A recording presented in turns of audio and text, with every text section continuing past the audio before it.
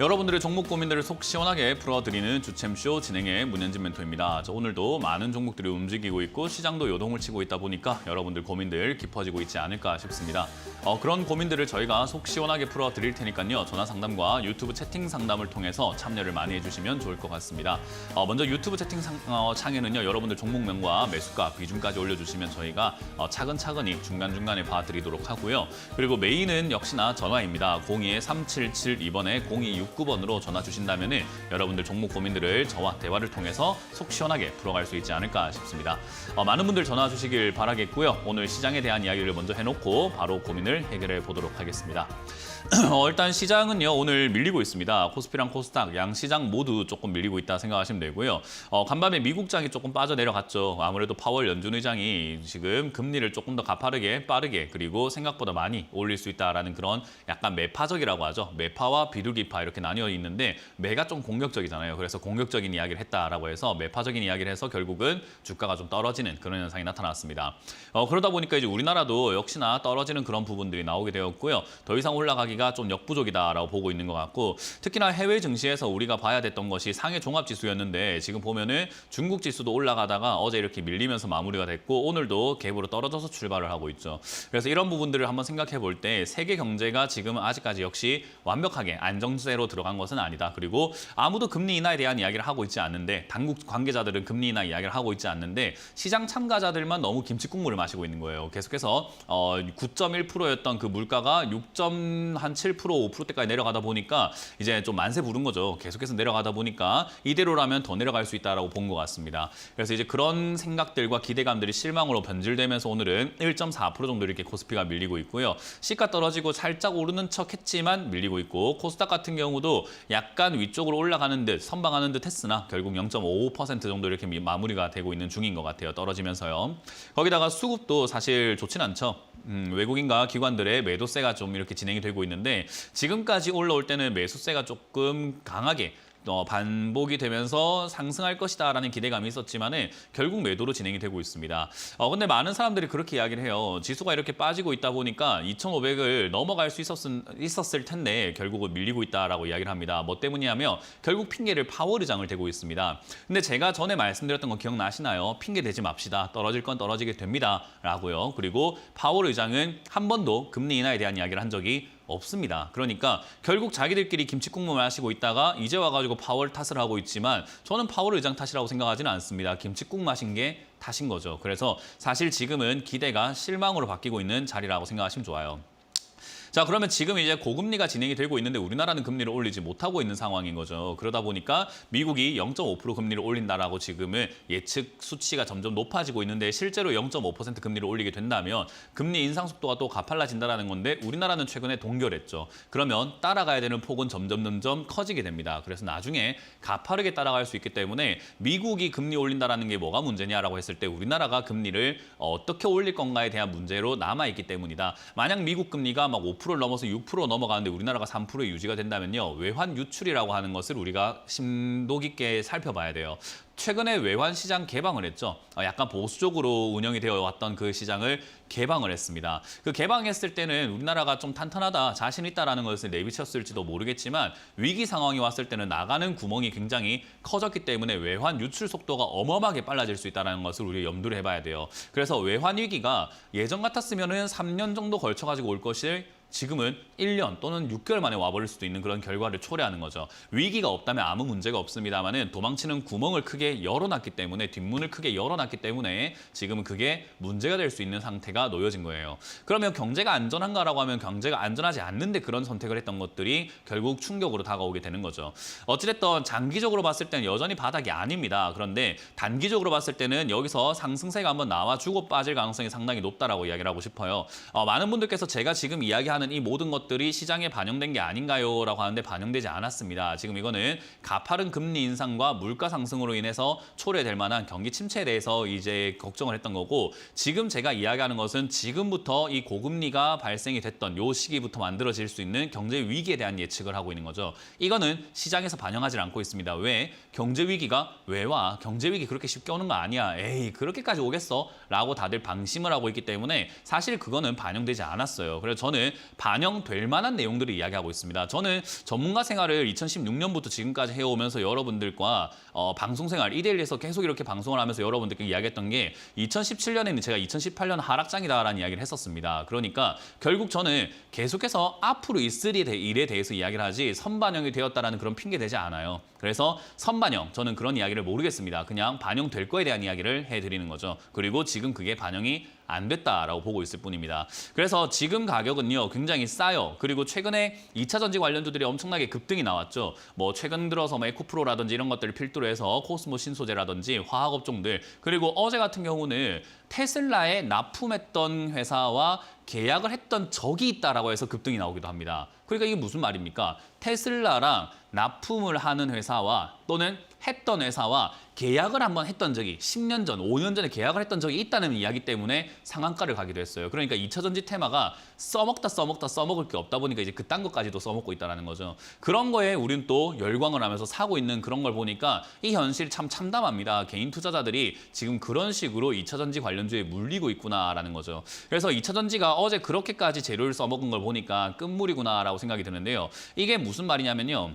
주가를 빼면서 사람들에게 물량을 뺏는 방법도 있지만 네가 가진 건 안 좋은 거야. 그러니까 지금 이런 거 어때? 라고 하면서 2차 전지 관련주가 급등 나오면 어때요? 종목 교체를 하고 싶어요. 내 거는 꼴배기 싫고 안 가고 가지도 않는데 정리해버리고 2차 전지 저거 사면 내가 돈 벌지 않을까? AI 관련주 사면 돈 벌지 않을까 해서 테마주들이 급등이 나오기 시작한다는 거죠. 그래서 적자가 나고 품절주임에도 불구하고 2차 전지 내용을 조금이라도 섞을 수 있다면 급등시켜가지고 종목을 바꾸게끔 합니다. 그리고 그런데 수많은 전문가들이 또 같이 추천하면서 약간은 동참하는 형태도 나오게 되죠.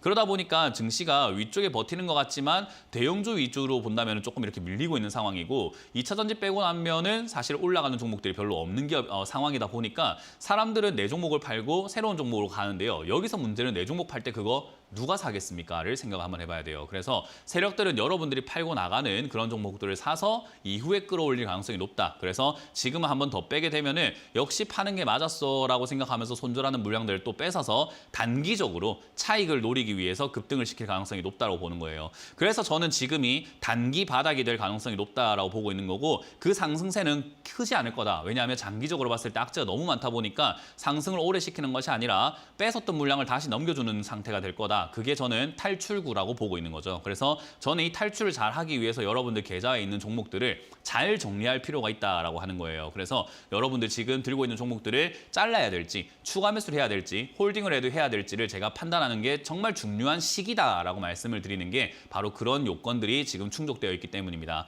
자, 어찌됐든 여러분들 들고 있는 종목들이 이후에 올라갈 수 있는 종목이라면 홀딩하면 좋을 거고 오히려 추가 매수하는 게 좋을 텐데 그렇게 해도 되는 종목인지 아닌지를 제가 지금부터 파악을 해드려보도록 하겠습니다. 어찌됐든 최대한 관망하시고 현금 가져가시는 것을 추천드리면서 지금부터 전화를 주시는 분들과 상담을 해보도록 하겠습니다. 자, 전화를 받아보겠습니다. 여보세요? 네, 안녕하세요. 네, 안녕하세요. 문현진 멘토입니다. 네, 네네. 네, 어떤 게 궁금하세요? STX요. STX고요. 네. 네, 매수가랑 비중이요? 7,500원에 10% 정도 됩니다. 7,500원에 10% 정도 10%요? 되는데요. 네. 아, 이거 뭐 11월에 급등 나왔을 때 매수하셨네요? 네, 글쎄 말이에요. 이제 깨달은 바가 좀 있으세요? 저럴 때 사면 수익이 안 난다는 거? 글쎄 말이에요. 아주 그냥 절실히 깨달았어요. 뭐 이렇게 사는 거 그럴 수 있어요. 한 번쯤은 그럴 수 있습니다. 근데 이게 반복이 되면은 그냥 계좌를 앞으로 계속 까먹는 사람이 되는 거예요. 우리가 그런 사람으로 남으면 안 되잖아요. 그죠? 네. 그러면은 변화가 좀 있어야 되는 겁니다. 뭘 깨달으셔야 되냐면은 급등 나왔을 때 사면 내가 물릴 수 있구나라는 것을 반드시 명심을 해야 돼요. 그리고 주식시장은 공평하기 때문에 올라가면 내려가고 내려가면 올라가는 것을 반복을 하게 됩니다. 그러면 우리가 상식적으로 어디 사야 되는가 정말 초등학생들한테 물어봐도 이건 알 것 같다는 게요. 올라갔을 때 사면 내려가고 내려갔을 때 사면 올라갑니다라고 했을 때 우리가 어디에 사는 게 유리할까라고 하면 내려갔을 때 사야 돈 버는 게 좀 유리하지 않겠습니까? 그죠? 네. 그러니까 이런 간단한 것들을 우리가 시청자님도 알고 계셨을 거고 아까 말씀드린 것처럼 어린 학생들도 알 텐데 왜 그걸 아는데도 불구하고 지키지 못하냐면 여기서 사면 수익 날 것 같고 여기선 좋다는 이야기밖에 없기 때문에 그래요. 여기서는 좋다는 이야기만 하기 때문에 STX도 여기서 사셨을 때 안 좋다 해서 사시지는 않았을 거 아닙니까? 그죠? 뭐 TV에서 추천하든지 누가 좋다고 하든지 뉴스를 보니까 좋다고 하든지 어쨌든 좋은 이야기들만 가득하니까 이렇게 비쌈에도 불구하고 사셨을 거라는 거예요. 그래서 제가 말씀드리고자 하는 것은 차트를 보고 급등했을 때 안 사는 게 아니라 남들이 좋다고 할 때는 안 사는 그런 습관이 중요하다라는 이야기를 해드리고 싶은 거예요. 이해가 되셨어요? 네. 그래서 지금은 이제 이렇게 매수하셨기 때문에 어쩔 수가 없고요. 당장은 이 차트가 다행히 N자 반등이라고 해서 눌림목을 형성하고 반등이 나가려고 폼을 잡고 있습니다. 그래서 여기서부터는 한번 뛰어 올라갈 가능성은 매우 높지 않을까라고 보고 있고요. 지금 이제 이 기업도 뭐 리튬이라든가 뭐 원자재들, 니켈 이런 원자재들하고 연관이 되어 있다라고 해가지고 어제 이상급등 현상이 나왔는데 사실상 이게 지속될 만한 상승은 아닌 것 같아요. 그래서 일단은 조금 지켜보자라는 의견을 드릴 거고요. 여기서 만약에 STX라는 이 기업이 3,000원까지 혹여나 밀려 내려가잖아요. 그러면 이 회사가 원래 하고 있는 업이 무엇인가라고 하면요. 뭐 이제 뭐 원자재 수출을 한다든지 뭐 우리 해운 물류 이런 게 기본이기 때문에 사실 리튬이라든가 니켈 이런 거라고 크게 상관은 없어요. 근데 어찌됐든 그런 쪽으로 엮여서 어제 급등한 거니까 너무 이렇게 바람이 들어오지 않아야 되고 지금은 여기서 혹여나 밀린다고 하면은 물류는 앞으로 저는 좀 성장할 가능성이 높다고 봅니다. 왜냐하면 중소기업들이 지금 많이 힘들어져 있지 대기업들은 괜찮거든요. 그래서 수출은 괜찮아요. 그래서 수출하는 데 있어가지고 계속해서 많이 쓸 수 있기 때문에 저는 혹여나 4,000원 이하나 3,000원 이하까지 빠져내려가면 이거는 손절할 종목이 아니라 오히려 더 사야 되는 기업이다라고 설명해드리고 싶은 거예요. 물론 7,000원에 안 샀으면 7,000원에 안 샀으면 정말 여기 사가지고 수익을 볼 수 있는 기업이었을 텐데 여기서 샀기 때문에 그냥 물려 있어도 어쩔 수 없다는 이야기 해드리는 겁니다. 그래서 지금은 4,000원 이하로 내려갔을 때 추가 매수하는 것을 생각을 한번 해보자라는 전략을 드려보도록 하겠습니다. 회사는 뭐 상장 폐지되거나 그러지는 않나요? 회사가 상장 폐지되거나 그러지 않냐고요? 네. 네, 그거는 네이버라던가 이런 포털 사이트에 검색 한번 해보시는 게 어떨까요? 그런 걱정을 하실 만한 기업은 아닌데 그런 걱정을 하신다는 것 자체가 전 되게 조금 이게 아쉽다는 생각이 드네요. 그 정도는 공부를 한번 해보세요. 이거 상장 폐지될 기업 아닙니다. 네, 알겠습니다. 고맙습니다. 자, 다음 상담을 이어가 보도록 하겠습니다. 다음도 전화를 받아보도록 할게요. 여보세요? 여보세요? 네, 안녕하세요. 문현지 멘토입니다. 아, 예, 수고 많습니다. 네, 어떤 게 궁금하세요? 예, 수산중공업 2,975원에 50%예. 2,975원에 50%요? 예. 뭐 사신 이유가 있으실까요? 그 우크라이나 재건주라 이래가지고 샀는데 그 계속 좀 상태가 안 좋네, 예. 그래요? 예. 그 우리가 상식적으로 한번 생각을 해볼게요. 예. 우크라이나 재건을 하는데 수산중공업이 무슨 상관이 있죠? 그냥 상식적으로요. 그러니까 진짜 우리 상식적으로 생각 한번 해보자는 거예요. 냉정하게 우크라이나 재건을 하는데 수산중공업이랑 무슨 연관이 있을까요? 중장비 그 건설 업종이라 해가지고 네, 그러면 우크라이나 대통령이 수산중공업 중장비를 쓴다고 했습니까? 전에 한번 텔레비 증권회사에서 가는 것 같던데. 아니요, 증권회사에서 이야기하는 게 아니라 우크라이나 대통령이 그렇게 이야기했냐는 거죠. 그거 잘 모르겠습니다. 네, 아무것도 모르고 투자하신 거예요. 증권회사에서 그렇게 이야기하는 거는 그럴 수도 있지 않겠냐라고 그냥 넌지시 떠보는 거예요. 던져놓은 거예요. 그렇게 해가지고 맞으면은 내 말이 맞지 하는 거고 아니면 말고 하는 식인 거예요. 그래서 그런 이야기를 보고 사시게 되면은 별로 좋지 않은 결과가 나오게 된다라고 보시면 돼요. 수산중공업이라고 하는 이 기업 자체가 사실상 건설 중장비를 하고 있고 그런 쪽으로 있어가지고 재건을 하게 된다면 건설 중장비가 많이 팔릴 수 있지 않을까라는 그런 기대감들도 생길 수 있는데 현실적으로 봤을 때 뭔 상관이냐라고 생각을 한번 해보게 되면은 이런 걸 자꾸 장기 투자를 할 만한 그런 기업인가 하면은 그닥 잘 모르겠다라고 대답을 할 수밖에 없고요. 과거에 수산중공업이 급등했던 이 이유는요. 정세균 총리랑 연관이 되어가지고 대선 관련주로 급등이 나왔었어요. 이 회장님이 그분하고 뭐 동문이다, 대학 동문이다 이런 이야기가 더 나와가지고 그런 쪽으로 급등했던 정치 테마주일 뿐인 거고 지금 내려와 있을 때는 그냥 터무니없는 건설 중장비 쪽을 하고 있으니까 우크라이나 재건할 때 이 회사가 수혜를 받지 않을까라고 그냥 넌지시 생각한 거에 매수하신 거예요. 그러면은 장기 투자를 할 만한 그런 메리트가 있을까 하면요. 장기 투자를 할 만한 메리트는 저는 별로 없어 보입니다. 우리나라 지금 건설업황도 좀 많이 힘들고 전 세계적으로 지금 건설업황이 조금 많이 무너질 수 있는 약간 주춤할 수 있는 그런 상황이란 말이죠. 그러면 이거를 굳이 장기적으로 보고 가져갈 이유가 뭐가 있었을까라고 결론을 내릴 수가 있어요. 단기적으로는 그런 이슈가 유지가 됐다면 시청자님 말씀하신 대로 우크라이나 재건 이슈가 유지가 되고 진짜 우크라이나 재건합시다라는 이야기가 나오고 우리나라 산업들이 우리나라 건설 중장비 산업들이 우크라이나 재건하러 우리가 도우러 가겠습니다. 이런 식으로 했다면은 그 분위기가 지금까지 유지가 됐다면 주가가 많이 급등을 하고 올라갈 수 있었겠지만 지금은 전혀 그렇게 보이지는 않습니다. 그래서 사실 이건 투자 실패에 가깝다라고 봅니다. 오히려 단기적으로 대응을 저점을 무너뜨릴 때 2,800원 무너질 때 또는 2,900원 무너질 때 손절하는 게 낫지 않았나라고 보고 있고요. 이제 저점을 깨고 밑으로 내려가고 있기 때문에 손절 타이밍은 지나갔고 비중도 너무 많기 때문에 그냥 홀딩하셨다가 실적이 그렇게 나쁘진 않기 때문에 우크라이나 재건 이야기는 앞으로 조금 더 이야기 나올 가능성은 있어 보여요. 왜냐하면 전쟁이 안 끝났거든요. 그래서 그런 이슈가 있을 때마다 급등 나오는 거지 이슈랑 상관없다. 이 기업은 그런 거랑 별로 상관없이 이슈 때문에만 급등하는 거지 이 회사의 가치를 보장하는 내용은 절대로 아니라는 걸 명심하시면 좋겠어요. 현실적이지 않습니다. 아시겠죠? 그래서 단기 급등이 나왔을 때 정리하자. 지금은 2,500원까지 떨어진다 하더라도 뭐 걱정할 만한 기업은 아니니까 홀딩 의견 드리고요. 튀어 올라오게 되었을 때 이 기업은 끼가 있어요. 뛰어 올라올 때 힘은 있기 때문에 3,500원 이상까지 올라오는 힘은 있어서요. 수익을 실현시키는 데 그렇게 어렵진 않을 것 같아요. 그래서 제가 보기에는 본전에서 비중이 좀 많기 때문에 본전에서 일단 비중을 한 3분의 1 정도 매도하시길 바라겠고 나머지로는 3,200원이 됐든 3,500원이 됐든 3,300원이 됐든 3,400원이 됐든 내가 팔아야 되겠다라는 자리를 오늘 한번 스스로 정해보시고 그 자리에서는 꼭 파시는 시청자분이 되셨으면 좋겠습니다. 예. 네, 다음 상담 이어가도록 하겠습니다. 여보세요? 여보세요. 네, 안녕하세요. 문현진 멘토입니다. 네, 안녕하세요. 네, 어떤 게 궁금하세요? 예, 콜마 BNH입니다. 콜바 BNH. 네네. 매수가랑 비중이요? 32,000원이고 비중 10%입니다. 32,000원의 비중 10%입니다. 10%요? 네네. 그렇군요. 뭐 가지고 있는 이유가 있으실까요? 좀 거의 좀 단지가 좀 매수한 지가 오래돼가지고 예. 네.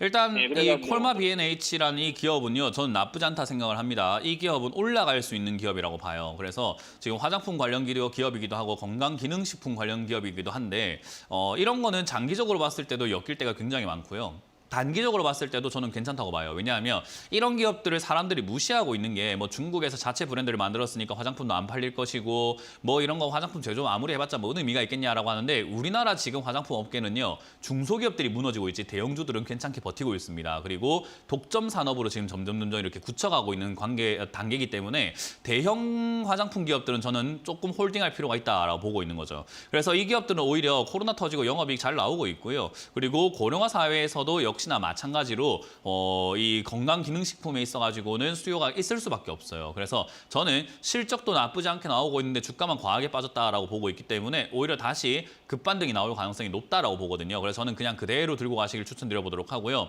이 종목이 밑으로 혹여나 빠지게 된다. 지수가 빠져가지고 내려갈 겁니다. 아마 이 회사가 나빠서 떨어지진 않아요. 근데 지수가 빠지면 어쩔 수 없이 떨어지게 되어 있습니다. 그래서 떨어지게 된다면은 2만 원 부근이라던가 그 이하로 떨어질 때는 저는 비중을 조금 더 늘리셔가지고 비중 20%에서 30%까지 늘리시는 거 어떨까라는 조언을 드려보도록 할게요. 그리고 수익권에 도달할 때까지 그냥 그대로 들고 가시는 거 추천드려보겠습니다. 네, 알겠습니다. 네, 고맙습니다. 다음 상담 이어가겠습니다. 여보세요? 네, 안녕하세요. 네, 안녕하세요. 문현진 멘토입니다. 어떤 게 궁금하세요? 삼성 엔지니어링 삼성 26,700원에 30%. 26,700원에 삼성 엔지니어링을 사셨어요. 최근에 매수하셨네요. 예, 언제 사셨어요? 한 열흘 됐는 것 같아요. 이 자리는 고수들이 하는 자리예요. 삼성 엔지니어링과 같은 이런 매수 자리가 있잖아요. 이런 자리들은 고수들이 아니면 들어가면 안 되는 자리예요. 시청자님 고수세요? 아니요. 네, 그럼 빨리 나가는 게 이걸 맞아요. 지금 자, 다시 매도를 질문할게요. 해야 뭐 돼. 무슨 말씀하시는지 알겠고 뭐 들을 이유는 별로 없을 것 같아요. 제가 질문할게요. 다시 고수세요? 아닌데요. 네, 그럼 나가면 돼요. 이 자리에서. 이 자리에서는 나가야 돼요. 고수들이 여기서 매매할 수 있는 자리예요. 이 자리는 우리가 고가 매매라고 해가지고 고가에서 움직이고 있는 이 자리에서 매매를 하는 건데 지금 시청자님 매수하셨던 이 자리가요. 돌파 자리라고 해요. 신고가를 들어갈 수 있는 간당간당한 돌파 자리인데 이런 자리에 들어가게 되면요. 내가 손절 라인을 딱 정해가지고 칼같이 손절하고 나올 수 있어야 되고 손절 라인일 때 이거는 개미를 터는 행동이구나. 내가 여기서는 홀딩을 해야 되겠어라고 판단할 줄도 알아야 되고 올라가기 시작했을 때 내가 어디서 팔지도 딱 깔끔하게 내가 털고 일어날 수 있는 그런 강인한 마인드도 중요하고요. 올라가다가 여기서 이제 더 안 올라간다라고 판단하면서 체크할 수도 있어야 되는데 그 정도의 눈치와 그 정도의 경험과 그 정도의 실력이 없다면 이 종목은 수익도 못 내고 무조건 물리는 자리예요. 반드시 물리는 자리입니다. 그냥 비가 오나 눈이 오나 개미들은 물리는 자리가 돼요. 왜? 이 자리는 고수가 아니면 들어가면 안 되는 자리예요. 고수들이 할 수 있는 자리라는 거죠. 그래서 이 자리는 고수가 아니면 빨리 나가는 게 맞아요. 그래서 제가 어떤 질문을 하시던지 간에 그냥 안 듣겠습니다. 고수입니까? 라고 했을 때 아니요 라고 했으면 그냥 매도밖에 할 수 없어요. 이해가 되세요? 네, 감사합니다. 그래서 다른 종목으로 수익을 내셔도 좋으니까 꼭 삼성 엔지니어링 아니어도 괜찮아요. 그죠? 예. 다른 종목들 많잖아요. 그러니까 다른 종목들 중에서 저점에 와 있는데 올라갈 만한 그런 기업이 있는 기업을 사가지고 바쁘게 빠르게 매매하려고 하지 마시고 우리 적금 넣는다 생각하고 저축한다 생각하고 나눴는데 적금 이자보다 높으면 좋은 거잖아요. 그죠? 네. 그러니까 그런 개념으로 돈을 보관한다고 투자하시는 게 어떨까 싶어요. 그래서 지금 투자 자금을요 100만 원 이하로 줄여버리세요. 그리고 나머지로 그 100만 원 가지고 매매를 한번 해보시다가 주식에 대한 감이 오셨을 때 그때 돈을 좀 키우세요. 안 그러면 지금 이거 큰일 나요. 네네. 그래서 저는 지금 개인적으로 그냥 시청자님께 매도 의견 드려보도록 하고 이걸 들고 있는 다른 시청자분들이 보고 계실 수 있기 때문에 전략을 좀 짜드린다면 26,000원이 손절 자리고 위로 올라오게 되면은 28,000원 이상이 고점 라인이 되는데 저걸 뚫고 올라가면 어디까지 갈지를 아무도 몰라요. 그래서 뚫고 올라가게 되면은 내가 내 마음속으로 정한 수익률에서 매도하고 나오는 것이 가장 중요하다. 일단 손절 26,000원을 정하는 것이 가장 중요한 포인트라는 것만 기억하시면 되겠습니다. 네, 감사합니다. 매도 의견 드려봅니다. 다음 상담 이어가겠습니다. 여보세요? 네, 여보세요. 안녕하세요. 네, 안녕하세요. 문현진 멘토입니다.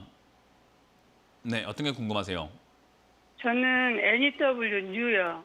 NEW고요. 매수가랑 비중이요? 네, 매수가가 8,530원이고요. 비중은 20%인데, 지금 그 무슨 그 유아이닝 그런 것 때문에 그 NEW가 악재가 나왔잖아요. 저는 그렇게 생각하지 않는데요. 아, 그래요? 자, 그게 악재라고 생각할 거면 유아인 때문에 주가가 급등을 했었어야 돼요. 그죠? 그러니까 유아인 때문에 급등을 했는데 유아인이 뭔가 문제가 생겼으면 그게 거품이 빠지는 게 맞는데 아무 네. 상관이 없었거든요. 근데 이제 와가지고 그래요? 그게 무슨 악재입니까? 지금 주가가 아, 떨어지는 건요. 시청자님 잘못 생각하고 계시는 게 제가 항상 방금도 삼성 엔지니어링에 대해서 업황 설명을 했나요? 네네. 했어요. 제가 업황에 대해서 이야기를 했어요. 삼성 엔지니어링이 무슨 기업인지 설명을 했나요? 안 했어요. 그죠? 네. 뭐 건설 업황이니 뭐 이런 이야기 안 했어요. 삼성 엔지니어링이 올라갈 수 있는 만에 앞으로 전망이 어떻네, 업황이 어떻네, 시황이 어떻네 이런 이야기 했어요. 안 했어요? 안 했어요. 그냥 가격 이야기만 하고 매매 이야기만 했어요. 그죠? 네. 마찬가지예요. 사람들은 이렇게 생각을 해요. 기업의 업황과 전망과 가치, 재료, 뭐 분석 이런 것들이 중요하다고 생각하는데 아무짝에도 쓸모 없어요. 주식 시장에서 가장 중요한 건 가격이에요. 그냥 가격일 것뿐인 거예요. 아주 간단한 게 올라가면 빠져요. 이게 지금 빠지고 있는 건 이유는 유아인 때문에 빠진 게 아니라 올라왔으니까 빠지는 거예요. 다 올라온 거예요. 여기까지가. 지가 올라갈 자리가 여기였던 거예요. 그냥 여기에 사면 안 됐던 거고 그건 샀으니까 유아인 때문이라 생각하고 있는 거고 이걸 모르는 다른 전문가들이 유아인 때문입니다 하고 있는 거지 아무짝에도 상관없어요. 그냥 올라왔고 살라고 하는 사람들이 안 생기고 팔려고 하는 사람들이 생기고 있다 보니까 내려가는 아주 간단한 이치예요. 시청자님 그 집 앞에 짜장면 드실 때 28,000원이면 네. 드셔요 안 드셔요? 한 그릇에 28,000원 비싸요 싸요? 비싸죠. 비싸요. 그러니까 사 먹어요 안 사 먹어요? 안 사 먹겠죠. 안 사 먹어요. 근데 짜장면을 집 앞에서 2,000원에 팔면은 싸니까 한번 먹어볼 만하죠. 그죠? 네. 그런 거예요. 짜장면은 변함이 없는데 2,000원이냐 23,000원이냐에 따라서 먹고 싶기도 하고 안 먹고 싶기도 하다는 거예요. 이해가 되세요? 네네. NEW라는 기업을 5,000원대 사고 싶었다는 사람들이 있으니까 올라간 거고요. 5,000원, 네. 9,000원, 8,000원 되니까 어우 비싸 안 살래 하니까 어때요? 주가가 내려가기 시작한 거지 거기에 UI는 쓸데없는 이야기가 갖다 붙어 있는 거예요. 무슨 말인지 이해가 돼요? 네, 그래서 네. 제가 제발 좀 뉴스 보고 매매하지 마시고 뭐 업황이니 재무니 뭐 가치니 그런 거 따지지 마시고 그냥 싸게 사세요라고 하는 이야기가 그거예요. 그래서 주가는 올랐을 때 사는 게 아니라 언제 살아? 떨어졌을 내렸을 때 사라. 그러니까 9,000원, 8,000원대 좋다 할 때 사지 말고 5,000원, 6,000원대 안 좋다 할 때 사는 게 맞는 거예요, 원래. 그게 투자의 기본이라는 거예요, 원래는요. 그냥 이거를 어긋나게 했기 때문에 이제 내가 고점에 사서 떨어지니까 핑계거리를 찾고 있는 거죠. 이게 왜 떨어지죠? 좋다고 했는데 유아인 때문인가요? 아닙니다. 비싸게 샀으니까 떨어지는 거예요. 이해가 되셨죠? 네, 그래서 네. NEW라고 하는 이 기업은요. 지금 일단 흑자 적자를 왔다 갔다 하고 있는데 최근에 들어가가지고 컨텐츠 관련주라든가 이런 것들을 올라갈 가능성이 매우 높은 상태가 되어버렸어요. 그래서 지금은 주가가 올라갔다가 떨어지고 나면 다시 어떻게 된다? 다시 간다. 다시 간다. 그러면 내가 원래 8,500원 안 사고 6,000원 샀으면 돈을 벌 거를 괜히 내가 8,500원 사가지고 본전 찾는 거 기다리고 앉아 있어야 된다 이 말이에요. 그러게요. 그러니까 투자를 이렇게 하지 말자고요. 돈을 벌려고 해야지 왜 본전 찾으려고 합니까? 그러면 남들이 좋다고 할 때 살 게 아니라 남들이 안 좋다고 할 때 사가지고 남들이 좋다고 할 때 팔 수 있는 사람이 돼야 되는 거예요. 그러니까 안 좋다고 할 때 살 수 있는 그런 용기가 필요해요. 그래서 NEW가 6,000원 이하로 빠지게 된다면은 사실 네. 비중이 20%라서 추가 매수 의견 드리긴 조금 어려워요. 왜냐하면 이 기업은 안정적인 재무 구조를 갖고 있는 건 아니기 때문에 만약 추가 매수할 거면 저는 한 5,000원에 가깝게 또는 5,000원 조금 이하로 빠지면 추가 매수를 고민해 볼 만한 자리인 거지. 그게 아니면 네. 그냥 올라올 때 본전, 다음번에는 팔고 그 다음에 내려왔을 때 뭐 하면 돼요? 다시 살아. 다시 사면 돼요. 내가 이번에는 올라왔을 때 아무것도 모르고 샀기 때문에 시간만 날리겠구나라고 생각하고 이건 누구 탓이다? 제 탓이죠. 맞습니다. 그걸 인정하고 다음번에 잘하면 되는 거예요. 아시겠죠? 그래서 그러면- 이게 다음번에 8,500원까지 올라왔을 때는 위로 뚫고 올라갈 수도 있기 때문에 덜컥 매도하지 네. 마시고 8,500원 올라오면 다시 한 번 더 문의를 주시길 바라고요. 5,000원 이하로 네. 빠지면 추가 매수 해야 될 것 같은데 저기까지 빠질 때도 저 때는 진짜 악재가 있어 빠질 수도 있잖아요. 그죠? 그러니까 네, 네, 네. 5,000원 이하로 네. 빠질 때도 덜컥 매수하지 마시고 다시 한번 전화 주시면 되는 거예요. 그래서 아, 항상 제가 그때 전화 방송에서 한번 이야기하는 다시- 게 네. 보고하자. 제발 좀 보고하자. 예측하려고 하지 말고 네. 보고하자라는 이야기를 많이 해드려요. 예측을 네. 할 수는 있어요, 사람이. 근데 예측한 대로 무조건 된다 믿고 있으면 안 돼요. 그래요. 그래서 항상 보고하자. 5,000원 됐을 때 추가 매수하면 좋을 것 같은데 이건 예측이죠. 근데 5,000원 네. 됐을 때 보고합시다라는 이야기를 드리는 겁니다. 이해가 되셨죠? 네. 네, 고맙습니다. 전화 드리겠습니다. 네. 감사합니다. 예. 자, 다음 상담은 저희가 강연의 일정이 있습니다. 그 강연의 일정을 좀 보고 진행을 해보도록 하겠습니다.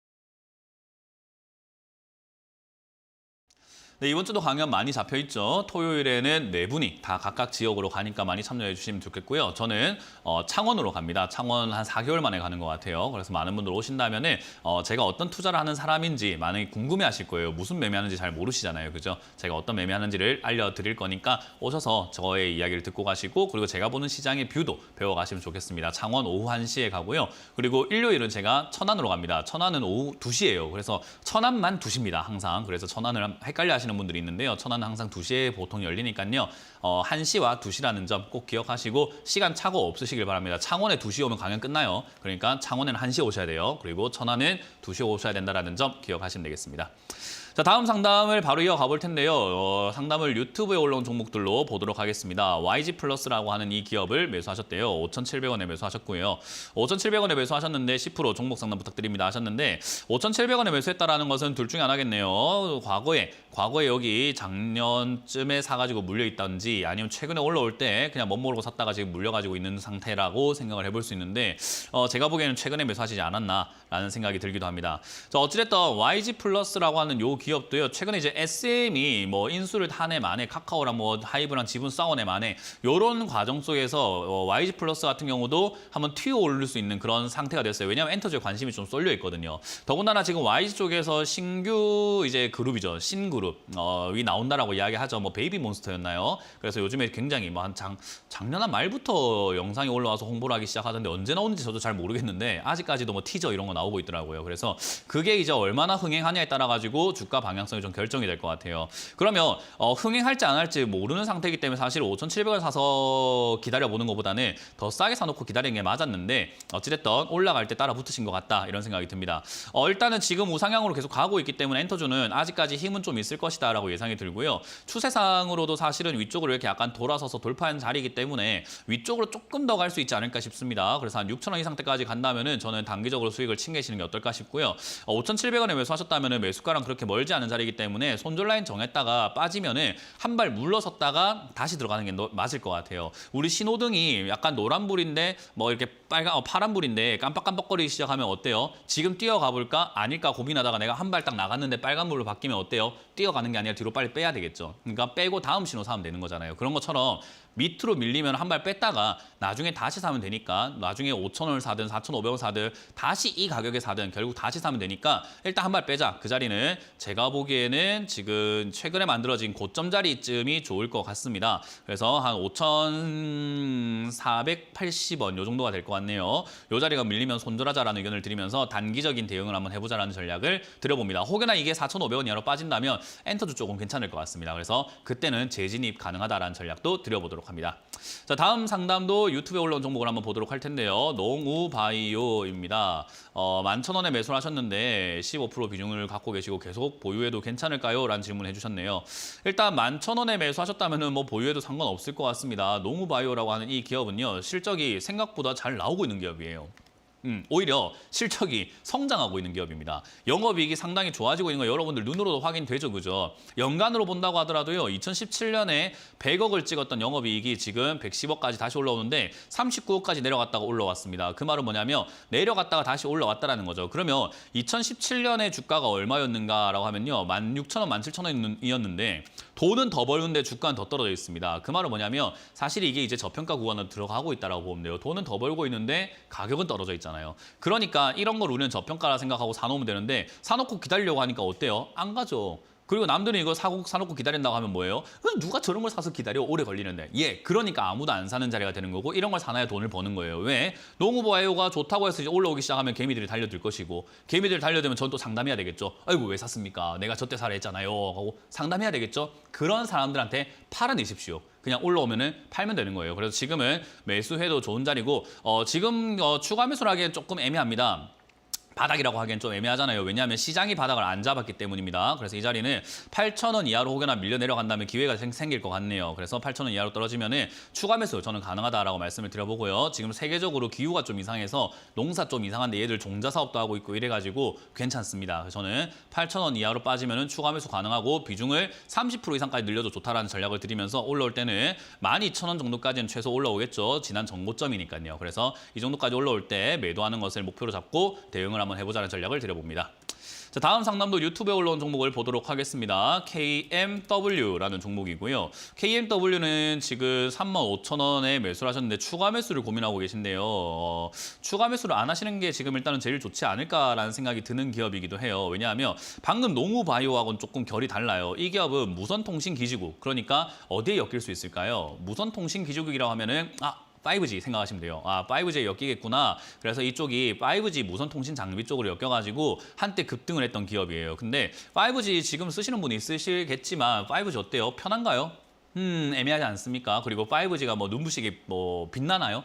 4G보다 엄청 빨라가지고 너무 행복하고 만족감을 주고 그러나요? 그러진 않을 겁니다. 4G에서도 충분히 만족감을 느끼실 수가 있을 거라는 거예요. 왜냐하면 5G라는 산업은요, 과도기예요. 그러니까 6G로 넘어가기 위해서 반드시 지나가야 되는 산업이었던 건데 어쨌든 5G가 흥행하려면 그걸 쓸만한 컨텐츠가 필요했거든요. 근데 컨텐츠는 없어요. VR, AR 성장하지 않았습니다. 자율주행 성장하지 않았습니다. IoT, 사물 인터넷 성장하지 않았습니다. 로봇 관련 이야기들, 로봇을 우리가 인터넷으로 제어할 수 있다 성장하지 않았습니다. 그래서 통신망이 LTE보다 좀 더 필요했던 건 맞으나 그렇게까지 엄청난 성장을 할 수 있는 그런 산업이었나 하면 아니에요. 그래서 6G로 넘어갈 때 다시 한번 부흥할 수 있다고 봅니다. 왜냐하면 그때쯤 되면은 컨텐츠들도 같이 성장해가지고 어우러질 것 같거든요. 그러면은 통신업종의 부흥기는 저는 6G라고 봐요. 그 전에 이미 5G 기대감 때문에 올라왔던 거품이 빠지고 있는 거고 그건 실적으로도 나오고 있죠. 농우바이오는 실적이 증가했는데 주가가 빠진 거고 얘는 실적이 감소하고 있기 때문에 주가가 빠진 겁니다. 그냥 지 갈 길 가고 있는 거예요. 그러니까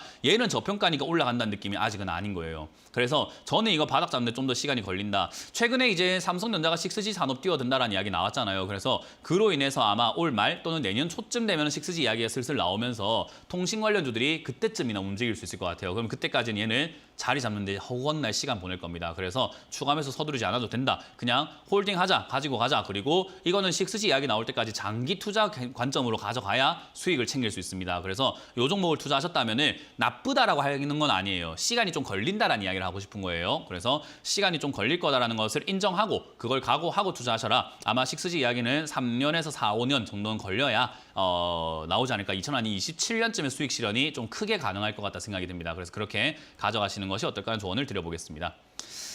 자, 다음 상담은 전화로 받아보도록 하겠습니다. 전화 받습니다. 여보세요? 안녕하세요. 네, 안녕하세요. 문현재 멘토입니다. 네, 어떤 게 궁금하세요? 수산 INT요. 수산 ING요. 네, INT일까요? 예, 맞아요. 네, 매수가랑 비중이요? 14,200원에 30%요. 14,200원에 30%요. 뭐 사신 이유가 사신 이유가요. 그냥요? 괜찮은 것 같아서 샀습니다. 그냥 괜찮은 것 같아가지고요. 네, 평소에 운이 좀 있으신 편인가요? 반반인 것 같습니다. 그럼 이거 수익 날 확률도 반반일 거예요. 왜냐하면 평소에 운빨로 사셔야 되는 거거든요. 왜냐하면 괜찮은 것 같아가지고 뭔가 살펴보지 않고 분석하지 않고 뭔지도 모르고 사셨다라고 한다면 그냥 내 평소에 운빨대로 매매를 할 수밖에 없는 거죠. 주식은 운 7기삼이라고 하는 사람들이 있는데요. 저는 그렇게 생각하지 않습니다. 기술이 거의 9라고 보고 있어요. 운은 1이라고 봅니다. 운은 따라줬을 때 급등주가 만나지는 거지 그게 아니면 꾸준히 그냥 수익을 챙겨놔서 야금야금이라도 챙기는 것이 가장 좋은 투자라고 저는 생각을 하거든요. 어쨌든 수산 INT라고 하는 이 기업이 지금 최근에 급등이 나온 이유는요. 얘가 하고 있는 업종 중에서 소프트웨어라던가 이런 쪽으로 엮여있기 때문이에요. 소프트웨어가 왜 어느 쪽으로 엮이나요? 인터넷과 소프트웨어 이런 쪽이 어디 쪽으로 엮이나요? 했을 때 챗 GPT 있죠. 최근에. 구글에서 만들었다는 거, AI. 그런 쪽이랑 연관이 되어가지고 그러면 AI 그런 쪽으로 얘가 엮여가지고 올라갈 수도 있지 않을까 해가지고 최근에 급등이 나온 거예요. 회사가 실적도 그렇게 나쁘진 않아가지고 여기서 AI 관련주로 한번 급등이 나왔는데 AI 관련 이야기가 요즘엔 나와요? 아니면 2차전지 이야기밖에 없습니까? 세상에? 2차전지요. 그러니까 얘가 올라갈 일이 뭐가 있습니까? 그러니까 빠진 거예요. 근데 이걸 그냥 괜찮아 보여 샀다라는 것 자체가 전 조금 이해가 안 되는 거예요. 이게 왜 괜찮아 보여서 샀지? 살 거면 좀 더 싸게 사지 그랬어요. 라는 생각을 한번 해보게 되는데 비중도 30%로 이미 많습니다. 그래서 지금 당장에서는 매매 방법 자체는 조금 애매했지만 운이 정말로 한 그냥 반반 되는 것 같다라고 하시는 것처럼 한 반 정도 운이 좋으시구나 싶은 게 좋은 종목을 좋은 가격에 사놨어요. 단기적으로 봤을 때는 급등했을 때 사서 별론데 장기적으로 봤을 때는 좋은 종목을 싸게 잘 사놨습니다. 그래서 운이 좋으신 건지 실력이 좋으신 건지 잘 몰라도 이 자리는 나쁘지 않습니다. 하지만 30% 비중을 14,200원 산 거 보니까 실력이 있는 것 같지는 않아요. 실력 있는 사람이라면은 14,200원 이런 자리에서는 비중을 10%만 사고 내려갔을 때 12,000원에 가깝게 11,000원에 가깝게 비중을 30%까지 늘렸을 겁니다. 그게 아마 실력 있는 사람들이 하는 비중 전략이 될 거예요. 이해가 되세요? 네. 그래서 저는 실력이 있다라고 평가를 하지는 않을 겁니다. 그래서 이거는 11,000원까지 내려간다 하더라도 크게 문제가 될 만한 기업은 아니고 장기로 가져갔을 때 정말 좋은 기업인 것 같다. 대신에 단기적으로는 조금 높은 가격에 샀기 때문에 슈팅이 나와서 전고점을 뚫고 올라가는 그런 기후가 발생되지 않는 이상 수익 내기는 조금 어려운 자리가 되지 않을까. 일단은 지금 당장은 N자 반등으로 전고점 반등이라고 해요. 12,000원 정도쯤에서 반등이 나갈 수 있지 않나라고 보기 때문에 저 자리 반등 나오면 본전에서 빨리 비중부터 저는 줄이시는 걸 추천드리고 다시 내려갈 겁니다. 11,000원 정도까지요. AI 이야기가 없다면 11,000원까지 내려갈 건데 그때 비중을 30%까지 늘리는 전략으로 가져가시는 게 좋은 선택이 될 거고 아마 그렇게 전략을 짜서 그렇게 가져가시면 다른 전문가들한테 상담받을 때도 주식 잘하시네요 소리 들을 거예요. 이해가 되셨어요? 네, 알겠습니다. 네, 그렇게 대응하시길 바랍니다. 고맙습니다. 네. 자, 다음 상담 이어가겠습니다. 여보세요? 네, 여보세요? 네, 안녕하세요. 문현진 멘토입니다. 네, 멘토님 안녕하세요. 네, 어떤 게 궁금하세요? 네, 코웨이고요. 코웨이요. 네, 매수 가격은 53,500원에 5%입니다. 5만 3,500원에 5%입니다. 3,500원에 5%요? 네, 뭐 최근에 오늘 좀 이렇게 딱 빠지니까는 걱정이 돼서 전화를 주신 것 같네요. 그죠? 걱정은 안 되는데 네. 이게 만약에 뭐 떨어지고 있는데 이게 시간을 주거나 네. 추가 매수를 통해서 올라올 수 있는 기업인지 아니면은 한 5만 원 정도 해서 만약에 더 밑으로 떨어지면 손절을 해야 되는 기업인지 그거에 대해서 아직 좀 정확하게 판단이 안 서서 멘토님 한번 조언 들어보려고 전화드렸습니다. 그거 제가 오늘 답을 드릴 거고 앞으로 그런 질문 아무한테도 안 해도 될 것 같습니다. 제가 오늘 답을 드릴게요. 세상에 기다려서 안 올라온 종목은 없습니다. 그러니까 가져가면 안 되는 기업은 세상에는요 거의 없다고 보시면 돼요. 그게 뭔 말이냐면요. 매수가가 55,000원으로 53,500원으로 고정시켜 놓을 건 아니잖아요. 그죠? 네, 내가 53,000원, 그러니까 이렇게 질문을 한다면 달라요. 내가 평생 53,500원으로 코웨이를 가져갈 거고 추가 매수 계획도 없고 그냥 나는 그냥 코웨이 53,500원에 산 사람입니다. 그냥 법으로 정해주세요라고 했어요. 네, 그래서 멘토님, 코웨이가 53,500원까지 올라올까요라고 하면은 와 그거는 조금 생각을 해봐야 되겠는데요라고 이야기할 거예요. 왜냐하면 저 밑에까지 내려갔다가 3만까지 왔다 갔다 하면서 100년을 간다면 53,000원까지 안 올 수 있는 거잖아요. 그죠? 네, 네. 그렇게 내 매수가를 고정시켜 놓은 상태에서 질문을 한다면은 와 글쎄요라는 질문을 할 텐데 매수가를 얼마든지 바꿀 수 있는데 내 본전까지 올까요? 기다려도 되는 기업일까요? 가져가도 되는 기업일까요?라는 질문은 조금 웃긴 질문이 되는 거예요. 그래 매수가가 얼마인데 그 본전이 어딘데 그걸 가져가도 되니 안 되니를 물어보십니까? 라고 할 수밖에 없잖아요. 그죠? 네, 맞습니다. 그러니까 그 질문을 안 해도 되는 질문이라는 거죠. 이 코웨이라는 기업이 망할 기업인가라고 하면 지금 적자가 나는 기업도 아니고 영업이익을 6천억씩 내는 기업인데 망할 것 같아요. 코웨이가 예전부터 정수기 잘 팔아가지고 돈 벌고 있는데 어때요? 네, 맞아요. 지금 계속 돈 잘 확산하고 벌고 있고 있더라고요. 잘 보시면은 예. 돈을 버는 수준도 어때요? 4천억 벌다가 6천억으로 점점 증가하고 있잖아요. 그죠? 네, 그래서 샀어요. 그럼 돈을 잘 벌고 있는데 가격만 떨어지고 있는데 안 가져갈 이유가 뭐 있습니까? 그러면 사람들은 이렇게 생각해요. 시청자님도 그렇게 생각할 거예요. 와, 돈 잘 번다. 돈이 늘어난다. 그러니까 여기서 더 안 떨어질 수도 있고 여기쯤이 바닥일 거야 라고 생각했는데 더 떨어지면 더 사도 되는 기업인가 하고 갑자기 불안해지기 시작하고 이거 가져가면 안 되는 거 아닌가? 추가 매수해도 되는 건가? 약간 이런 생각을 하게 되는 거예요. 한 번 믿었으면 네네. 끝까지 믿어도 괜찮아요. 왜냐하면 돈을 잘 버는데 주가가 떨어진 기업은요. 거의 99%의 확률로 올라와요. 왜냐하면 그런 게 저평가라고 부르고 워렌 버핏도 피터 린치도 뭐 짐 로저스도 모든 투자의 고수들 있잖아요. 그죠? 우리가 네네. 알고 있는 투자의 대가들 그런 사람들 전부 다 돈 잘 버는데 주가 떨어졌을 때 사가지고 돈 번 사람들이에요. 그러면 주가가 떨어졌을 때 뭐가 무섭냐라는 거죠. 이해가 되세요? 네, 이해가 그래서 됩니다. 우리가 그 외제차가 좋다는 거 알고 있는데 그 외제차를 할인해 주면 우리가 무서워합니까? 우와 싸다 하고 사고 싶어집니까? 사고 싶어지는 거잖아요. 그죠? 예, 맞아요. 맞아요. 예. 근데 그걸 또 할인 또 해준다고 하면 어머 무서워 저건 사고 날 찬가 봐라고 생각합니까? 우와 더 할인해 준다고 라고 해서 갑니까? 더 사야죠. 더 사야죠. 맞아요. 그러니까 이걸 겁낼 예. 이유가 사실은 없다 이거예요. 그러니까 아니 예. 저는 아까 봤던 여러 가지 종목들 중에서 적자가 나고 있는 기업들을 사가지고 이 기업 괜찮은 건가요? 질문했으면은 아우 그래 불안할 수도 있죠라고 생각하는데 코웨이를 더 사도 되는 기업인지 불안하다고 하는 건 저는 진짜 이해가 안 되네요. 예. 코웨이는 지금 뭐가 불안한지 모르겠어요. 가격만 떨어지고 있을 뿐이에요. 그래서 떨어지게 되면은 언제 바닥을 잡을지 몰라요. 그래서 저는 지금 여기 산 것도 솔직히 조금 마음에 안 들긴 해요. 여기서 왜 샀지라는 생각이 들어요. 왜냐하면 떨어지는 중이거든요. 예. 그래서 예. 옛말에 주식 격언에 떨어지는 칼날 잡지 마라라고 하는데 이런 거예요. 떨어지고 있는 도중에는 살 필요는 없어요. 다 떨어진 다음에 사면 돼요. 근데 예, 지금 너무 알겠습니다. 일찍 예. 들어가신 거예요. 그러니까 방법은 뭐냐면 단기적으로 정리를 하셔가지고 빠르게 올라올 때 한 6만 원 이상까지 반등 나올 수 있는데 그때 정리하고 나오시던가 아니면 비중 5%니까 장기로 가져가는데 크게 부담되진 않잖아요. 그죠? 예, 부담 그러면 없어요. 차라리 이 종목은요. 제 생각에는 이런 43,000원짜리 차트가 보여주는 정고점 있는 자리 있잖아요. 지금 파란색으로 예. 보이세요? 파란색 이 화살표? 제가 지금 밖에 네, 있어서 나중에 안 한번 보는데 녹화 나중에 방송 보시기 한번 제 방송으로 바라고요. 보겠습니다. 43,000원짜리까지 이렇게 밀리게 된다면 여기서 반등 나갈 가능성이 높아져요. 그래서 43,000원쯤에서 추가 매수한다라는 계획을 짜고 가져가시는 게 어떨까? 가져가는데 전혀 부담되는 기업은 아니니까 저는 더 사도 좋고 비중을 나중에 한 이렇게 생각 한번 해보세요. 그라데이션 알죠? 그라데이션. 점점 짙어지는 거.